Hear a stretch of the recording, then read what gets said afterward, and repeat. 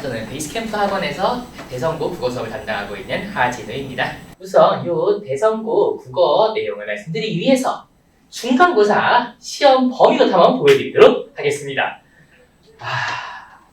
이 중간고사 시험 범위를 한번 잘 봐보시면 뭔가 매우 많다라는 느낌을 바로 받지 못하실 수도 있어요.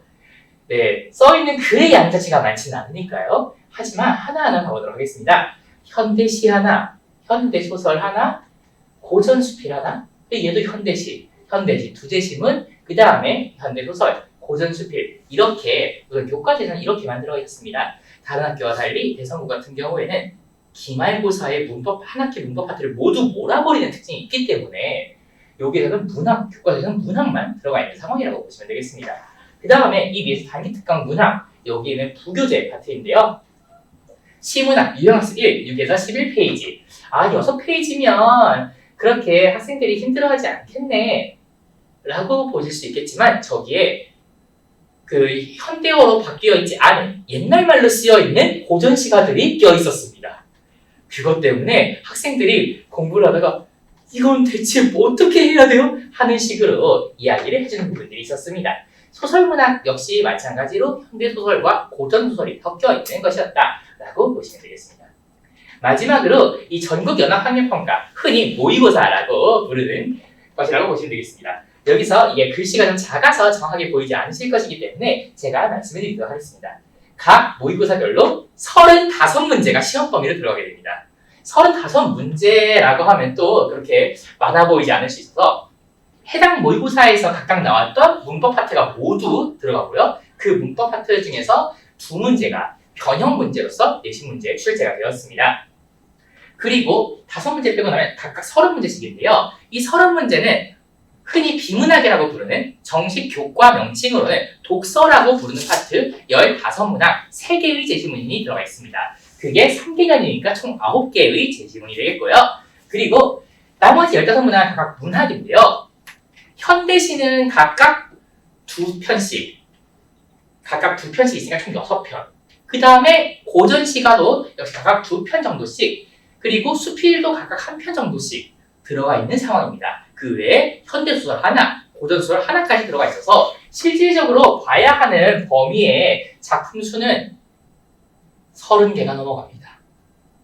30개가 넘어간 정도를 넘어서 제가 저번에 한번 정리를 해봤을 때 거의 50개 가까이 되는 것을 공부를 해야 했습니다. 한마디로 시험 범위 자체가 매우 방대하다라고 말씀을 드릴 수가 있겠죠. 근데 거기 외에 하나 더, 범위 외 심화형, 외부 지문, 문법, 독서, 문학이라고 적혀 있었는데요. 실제로 학교에서 다루지 않은 부분들을 시험 범위에 그냥 넣어두었습니다. 시험 문제에 그냥 학생들이 처음 보는 것들이 출제가 되었습니다. 예를 들어서 독서 파트 같은 경우에는 2018년 6월 모의고사에 출제가 되었던 경제 제시문을 가져와서 그대로 문제로 출제를 했었고요. 거기서 선택지나 이런 것들은 조금 바뀌긴 했지만 제시문은 그때 것을 가져 썼습니다. 문제는 그때 정도의 문제면 학생들이 보통 겨울방학에 학습하지 않았던 범위였을 확률이 높습니다. 일부러 그걸 노려서 학생들이 겨울방학 때 아직 보지 않았을 만한 제시문을 출제한 것으로 보입니다. 그리고 문학 같은 경우에는 이 시험 범위 위에 있는 다른 애들을 가로 두고 여기 외부 제시문을 나로 두는 형식으로 넣어두었었는데요. 이 대성고에서 외부 제시문을 가져다 넣을 때 고전 시가는 사실 그나마 좀 유명한 작품들을 가져다 넣을 수밖에 없습니다만 현대시나 현대소설은 정말로 유명하지 않은 정말 최근에 나왔던 것을 가져다 쓰는 것으로 좀 악명이 높습니다. 예를 들어서 이번 중간고사에서는 원숭이는 없다라는 작품을 가져왔었는데 매우 어려웠고요. 그 작품은 2017년에 발간된 작품이었습니다. 나온 지 10년도 되지 않은 작품이었어요. 그런 작품들의 경우에 문제집에서도 거의 실리지 않기 때문에 실제로 원숭이는 없다가 실려있는 문제집은 제가 찾아봤을 때 없었고요. 문제집에서도 거의 실리지 않기 때문에 실제로 학생들이 정말로 모의고사를 풀듯이 처음 보는 제시문을 접하고 문제를 풀도록 유도하는 시험이었다고 보시면 되겠습니다. 그래서 이걸 기반으로 시험의 특징을 말씀드리자면 선택형 100점 36문항입니다. 그런데 처음 보는 제시문이 정말 많이 들어가기 때문에 정말로 시간이 부족한 상황이 계속해서 나타나게 됩니다. 이건 단순히 1학년 시험뿐만 아니라 대성고 2학년 시험에서도 외부 제시문, 외부 문학 제시문이 계속 들어가고 그것 때문에 시간이 모자라고 난이도가 올라가는 식의 문제가 나타나고요. 외부 지문으로 변별력을 확보한다라고 하는 것은 이 시간 부족 현상을 심화시키는 용도로서 외부 제시문이 나오는 것도 있고 거기에 더해서 외부 제시문이 껴있는 쪽에서 고난도 문제를 출제한다는 경향이 섞여 있기 때문입니다. 단순히 1학년에서만 고난도 제시문이 섞여서 어려웠나라고 하기에는 이번에 2학년 문학 시험에서도 역시 외부 제시문 고흐라는 시를 가져와서 시험 문제 난도를 매우 높이는 식으로 진행을 했었습니다. 그 매우 방대한 시험 범위. 제가 사실 다른 학교에서도 시험 범위가 많은 경우에 방대한 시험 범위라는 정도로 적어두었는데 제가 여기서 수업을 하면서 유일하게 매우라는 말을 붙여두었습니다. 정말 많습니다. 오히려 2학년으로 올라가면 시험 범위가 줄어드는 다른 학교와는 다른 기현상이 나타납니다. 물론 그 2학년 시험 범위도 절대적으로 적은 경우는 아니지만 유독 1학년 시험 범위가 매우 많다라고 말씀을 드릴 수가 있겠습니다. 이제 중간고사 분석을 간단하게 해보겠습니다. 외부 지문으로 변별력을 확보한다. 여기 문제들 자체는 사실 그냥 문학 개념어 문제예요. 문학 개념어를 적극적으로 활용하는 문제들이 문학 문제에서 거의 한 3분의 1 정도를 차지할 정도로 개념어를 중시하는 학교고요. 실제로 2학년 문학 시험 역시 마찬가지로 이런 형식으로 출제가 되었습니다. 외부 지문으로 변별력을 확보하고 최상위권 적용 문제, 흔히 말하는 킬러 문제라고 이야기를 하는 문항들 역시 외부 지문을 활용하는 문항들이었다는 게 바로 이 학교 이번 중간고사의 특징이었다고 말씀을 드릴 수 있겠습니다. 다음으로 가보겠습니다. 그래서 이제 기말고사 대비 전략으로 말씀을 드려야 하는 부분으로 넘어가겠습니다. 우선 이번 기말고사 시험 범위에는 원래 교과 과정상 1학기 문법 파트로 들어가 있는 파트 2개가 한 번의 시험 범위로 들어가게 됩니다. 그 2개의 파트 중 첫 번째 의문 파트의 경우에는 제가 이게 맨 앞에 적어뒀습니다. 통암기 파트입니다. 정말 전부 다 외워야 합니다. 일반적으로 제가 학생들에게 시켜보았을 때 150개에서 200개 정도의 예시 정도로 외우면은 전부 다 완벽한 이해가 가능했던 것으로 확인을 했었습니다.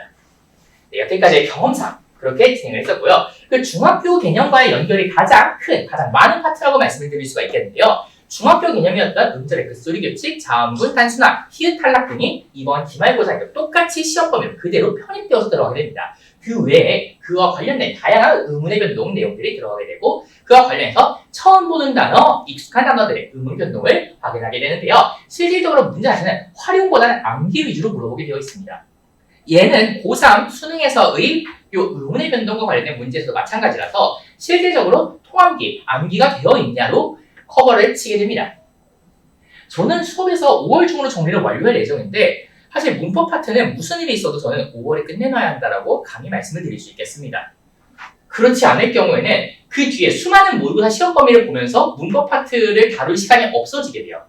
그런데 1학기 중간고사에서는 문법 파트가 나오지 않았기 때문에 우리가 쉽게 간과하지만 대선고의 문법 문제는 매우 어렵습니다. 전체 문제의 3분의 1 정도 혹은 그 이상을 차지하면서 매우 어려운 난도로 출제가 됩니다. 그래서 미리 정리를 하고 매주 복습을 하는 식으로 진행을 해주어야 하고요. 저 같은 경우에는 원래 테스트지를 제작하는 걸 좋아하는 것도 있어서 매주 테스트를 진행할 예정입니다. 제 수업을 듣고 있는 학생의 건의로 저는 이 테스트를 온라인 구글 폼을 활용해서 진행을 할 예정이에요. 거기에 학생 이름 적고 제가 내는 테스트를 쭉 풀어나가는 식으로 풀어나가서 제출 버튼을 누르는 식으로 진행을 할 예정인데 객관식과 주관식을 좀 섞어서 그냥 순수 서술형은 내지 않고 객관식과 주관식을 섞어서 출제하는 식으로 매주 테스트를 보게 할 예정입니다. 그 테스트를 보고 그 테스트에 대해서 일단 그 구글 폼 자체에서 적용되는 피드백 기능을 좀 활용을 해서 피드백이 어느 정도 나올 수 있게 하고 또 그 테스트 진행 후 그 다음 수업 시간에 그와 관련해서 한 번 더 설명을 하는 식으로 처음에 시작하는 의문 파트를 마지막까지 기억할 수 있도록 유지할 예정입니다. 설령 국어 수업을 듣지 않더라도 최소한 이렇게 진행이 되어야 하는 방향이 정해져 있다는 걸 알아주시면 좋겠습니다. 다음으로 문법 요소 파트입니다. 네, 여기서 제가 고1 문법 중 가장 고난도 파트다 라고 적어두었는데요. 정말입니다. 의문의 변동과 문법 요소 1학기 시험 범위에 들어가는 문법 파트의 공통점은 고3에서도 완전히 똑같은 형식과 완전히 똑같은 개념으로 물어본다는 건데요. 고3 기준으로 말씀드리자면 그리고 심지어 고3에서도 똑같은 난이도로 문제가 출제가 됩니다. 그 고3 기준으로 말씀드리자면 의문의 변동은 편한 파트입니다. 정답률이 낮아지지 않아요. 문법 연습 파트는 고3에게도 킬러 문제처럼 작용할 수 있는 파트이고 실제로 그렇게 출제된 적도 여러 번 있는 파트였습니다. 그러한 점에서 가장 고난도 파트라고 말씀을 드릴 수가 있겠죠. 물론 학생들이 제일 싫어하는 파트는 2학기에 다루는 국어의 역사 파트입니다만 거기보다 실제로 문제 자체가 훨씬 어려운 파트입니다. 의문과 반대로 깊은 이해를 요구하는 파트입니다. 정말로 개념이 어떤 게 있나 빠르게 정리해 주세요 라고 하면은 제가 40분 안에 정리를 끝낼 수 있습니다. 문법 요소 파트 자체는 그래요.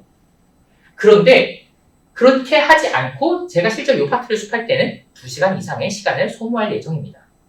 왜냐? 정확하게 이해를 해두지 않으면 꼬이는 부분들이 많이 들어가기 때문이죠. 그렇기 때문에 역시 마찬가지로 5월 중을 정리하고 매주 테스트를 통해서 이해도가 낮아지지 않게 유지를 해야 합니다. 그리고 6월부터는 여기와 관련된 고난도 문제들도 당연히 계속 숙제로 주어야겠죠. 다음으로 그 외의 파트로 가보도록 하겠습니다. 기말고사에서 가장 문제가 되는 파트는 모의고사 범위입니다. 사실 그냥 대전고 시험에서 가장 문제가 되는 파트입니다. 왜냐? 매년 3개년 모의고사를 출제합니다. 아까 3월 모의고사에서도 중간고사에서도 3월 모의고사 2023년, 2024년, 그리고 올해 이렇게 출제가 되었죠. 그래서 다음 수업인 5월 20일 전까지 2개년 모의고사를 모두 풀어보게 할 예정이다 라고 적어두었는데요. 이미 2024년 6월 모의고사는 제가 수업 시간에 풀게 했었고 그리고 2023년 6월 모의고사는 이미 숙제로 배부를 했습니다.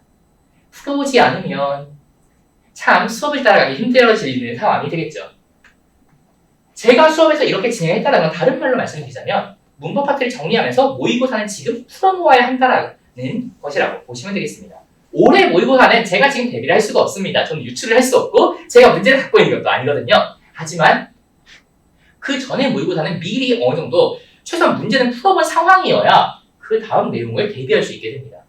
그래서 대전고 시험 범위가 매우 넓다라는 특성상 지금은 보통 5월은 수능 공부를 해야 되는 때 아닌가라고 보실 수도 있겠지만 모의고사 공부와 문법 공부는 실질적으로 수능에 그대로 연계가 되는 파트이기 때문에 전혀 문제가 되지 않습니다. 그래서 수능 공부와 내신 공부를 같이 겸해서 하는 것이 대전고의 모토이고 그거에 맞춰서 진행을 한다고 했을 때 지금 모의고사 범위와 문법 파트는 5월 중으로 최대한 하는 게 원칙이라고 봐주시면 되겠습니다. 대전고 모의고사 범위는 한 제시문에서 문제를 많이 내거나 하는 스타일이 아닙니다. 어느 한 제시문에 치우치지 않고 모두 꼼꼼하게 다루는 것이 중요한데요. 다만 학교 시험 범위에 들어가는 이 모의고사 파트의 경우에 공통적으로 단순 내용일치로 냅니다. 단순 내용일치와 문학 개념어, 독서의 전치냐 단순 내용일치 위주로 물어보게 되어서 난이도는 현저하게 낮게 출제된다고 보시면 되겠습니다. 그래서 너무 어려운 거 아닌가? 어떡하지라고 볼 필요 없고 오히려 여기서는 내용을 꼼꼼하게 알아두고 넘어가자 정도로만 체크를 해주셔야겠습니다. 다음으로 외부 지문인데요. 네, 아무래도 제가 어떻게 수업을 진행하는지를 말씀드리면서 어떤 이유 때문에 이렇게 진행하는지 말씀드리는 게 제일 깔끔할 것 같아서 이렇게 정리해두었습니다. 숙제 자료에서 외부 지문과 섞인 자료를 꾸준히 제공할 예정입니다. 사실 제가 지난 중간고사에는 좀 이런 내용들을 최대한 제가 자체로 편집을 해서 좀 줄였어요. 그런데 이번 기말고사에서는 시험 범위 제시문 하나에 외부 제시문 한두 개 정도 섞인 것까지는 전부 학생들에게 배부할 예정입니다. 그러한 식으로 접근하지 않을 경우에는 처음 본 제시문에서 매우 당황하게 되겠죠. 그러한 문제풀이 시간을 최대한 많이 가져가는 게 필요하겠습니다. 평소 모의고사 실력, 평소에 제시문을 읽어가던 국어 실력이 중요한 것도 맞지만 외부 지문에 대한 대비가 사실 고등학교 1학년 입장에서는 그게 많이 안 되어 있는 게 일반적이기 때문에 더더욱더 평소에 시험 공부를 해나가면서도 볼 수 있도록 연습을 꾸준히 해나가야 합니다. 마지막으로 교과서 내용입니다. 네, 교과서 내용. 자소서 평가 문제 지문 기본, 추가 자료는 당연히 다량으로 필요하겠죠. 대전고 국어시험은 정말로 범위가 많고 해야 할 게 정말 많습니다. 숙제 일주일치가 150페이지? 그 정도는 냈었나? 제가 그 정도 냈었던 걸로 기억을 하는데 지난 중간고사에서도 일주일에 150에서 200페이지 정도씩 주어도 문제 양이 제 개인적으로는 충분하지 않다고 느끼는 순간들도 있었습니다. 왜냐? 시험 범위 모두에 대해서 한 번씩은 문제를 풀어와야 하는데 그것들을 다 주려면 그 정도의 양을 매주 풀어도 힘들거든요. 그렇지만 교과서 내용은 모의고사 범위나 부기제 범위는 몇 개 질문이 빠지기도 하고 하는데 교과서 범위는 반드시 모두 출제가 됩니다. 모두 출제가 됩니다. 그렇기 때문에 여기는 제 입장에서 당연히 더 많은 자료를 제공해야 하고 실제로 혼자 공부한다고 하더라도 여러 문제 사이트나 이런 걸 통해서 많은 문제를 구해와야 할 겁니다. 그리고 교과서 파트는 특히 모의고사 범위보다 더 외부 제시문을 활용해서 문제 난이도를 높이는 경향이 있기 때문에 정말 꼼꼼하게 공부를 해나가는 게 원칙이다. 그리고 문제를 풀어나가면서 문제의 선체가 왜 적절한지 아닌지 꼼꼼하게 분석을 해나가는 것이 매우 중요하다고 감히 말씀드릴 수 있겠습니다. 그래서 이걸 정리해서 제 내신 준비 방침을 기반으로 앞으로 어떻게 공부를 해나가야 할지를 한번 체크해 보시면 좋겠는데요. 내신 기간에는 5월 중으로 문법 진도를 끝내고 문법 테스트를 계속해서 볼 예정입니다. 그렇지만 학생의 수준에서 이해할 수 있는 최선으로 접근하는 게 누구의 입장에서는 가장 중요하다고 생각을 해요. 예를 들어서 제가 아까 문법 요소 파트에서 심화된 이해, 깊은 이해가 중요하다라고 말씀드렸지만 사실 정말로 그 깊은 이해까지 한 번에 도달하는 게 매우 어려운 경우도 있고 극단적으로 시험 2주 전인데 혹은 1주 전인데 선생님 저 이거 아직도 이해가 안 되는데 어떡하죠? 하는 상황들이 생깁니다. 생길 수 있습니다가 아니라 거의 모의고사 3등급 미만의 학생들 입장에서는 무조건 생깁니다. 왜냐하면 내용이 정말 매우 어렵고 사실 고3 내용이 이게 맞거든요. 그렇기 때문에 이해가 정 안 되는 부분들은 외우자. 일단 좀 외워서 커버를 쳐보자. 하는 식으로 저도 학생들에게 이야기를 해줄 예정입니다. 그거는 이제 제가 제 수업을 듣는 학생들 기준으로 학생들이 질문하거나 이런 걸 토대로 제가 이야기를 해주는 식으로 하겠지만 그렇지 않은 경우에도 정말 이해하기 어려울 경우는 그냥 통으로 외우자. 이런 문제를 이렇게 푼다고 외우자 하는 식으로 접근하는 게 1학년 때 국어의 기본 계산인데 매우 중요하다는 부분을 기억해 주시면 좋겠습니다. 마지막으로 외부 제시문 포함하는 문항도 적극적으로 활용한다 라고 말씀드릴 때 사실 학생들에게 문제를 주는 입장에서 말씀드리자면 정말 이런 일들이 많이 벌어져요. 외부 제시문이 분명히 나온다. 시험이 안 해도 나온다라고 제가 이야기를 하더라도 쌤 근데 이거는 완전 외부 제시문만 물어보는 거라서 안 풀었어요 하는 일들이 정말 비일비재하게 나타납니다. 제 입장에서도 그렇다면 학부모님들께서 만약에 따로 퀴즈를 계신다고 했을 때도 반발이 더 심할 수 있겠죠. 그러더라도 풀어야 합니다. 시험 범위가 아니더라도 섞여 있는 거라도 다 풀어볼 수 있도록 해주는 게 원칙이라고 보시면 되겠습니다. 여기까지 이번 중간고사 간단하게 정리를 하고 기말고사 대비를 위해서 어떻게 진행을 해야 하는가 제 수업 준비 방향을 기반으로 말씀을 드렸는데요. 혹시 궁금하신 점이 있다면 편히 질문해 주세요.